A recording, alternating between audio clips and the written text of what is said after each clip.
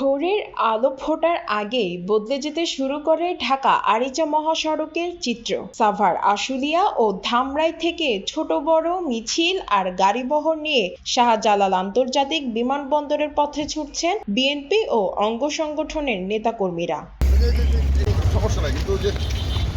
তারেক রহমান বীরের বেশে আসবেন দেশে, এই প্রত্যাশায় মুখর চারপাশ।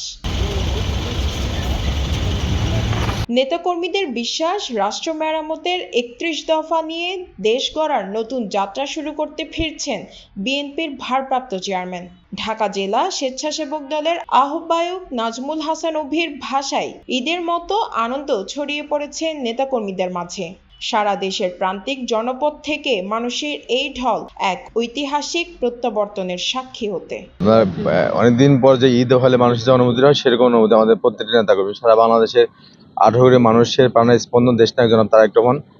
আজকে আপনারা জানেন 25 ডিসেম্বর আজকে আমাদের আন্দোলনের মহানায়ক দেশনায়ক জনাব তারেক রহমান বাংলাদেশের মাটিতে পা রাখবেন, এবং সে উপলক্ষে সারা বাংলাদেশের মানুষ ইতিমধ্যে আপনারা দেখেছেন ঢাকার দিকে ছুটে আসছে।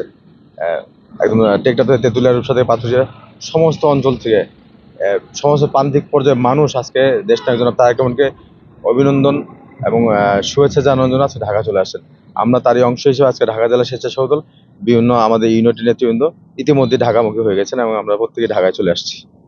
তারেক রহমান বীরের বেশে আসবে, এটা কিন্তু আমাদের স্লোগান ছিল। তারেক রহমান বীরের বেশে আসবে ফিরে বাংলাদেশে, এই স্লোগান কিন্তু আমাদের নেতা তারেক রহমানকে ঘিরে সারা বাংলাদেশে 18 কোটি মানুষের স্বপ্ন ছিল, এবং সেটি বাস্তবায়ন করার জন্য আমাদের নেতা তারেক রহমান বাংলাদেশের মানুষের 18 কোটি মানুষের দেশ গড়ার পরিকল্পনা নিয়ে বিএনপি রাষ্ট্র মেরামতে 31 দফা নিয়ে মানুষের উন্নয়নের গল্পে যে স্বপ্ন দেখেছেন, সেই স্বপ্নদ্রষ্ট হয়ে মানুষের ভাগ্য উন্নয়নের জন্য তিনি আসছেন, এবং তিনি বীরের বেশে বাংলাদেশে ফিরবেন এবং বাংলাদেশের মানুষের মেহনতি মানুষের সমস্ত মানুষের আশা আকাঙ্ক্ষা মূর্ত প্রতীক হিসেবে দেশনায়ক জনাব তারেক রহমান বাংলাদেশের মাটিতে আবির্ভূত হবেন বলে আমরা মনে করি।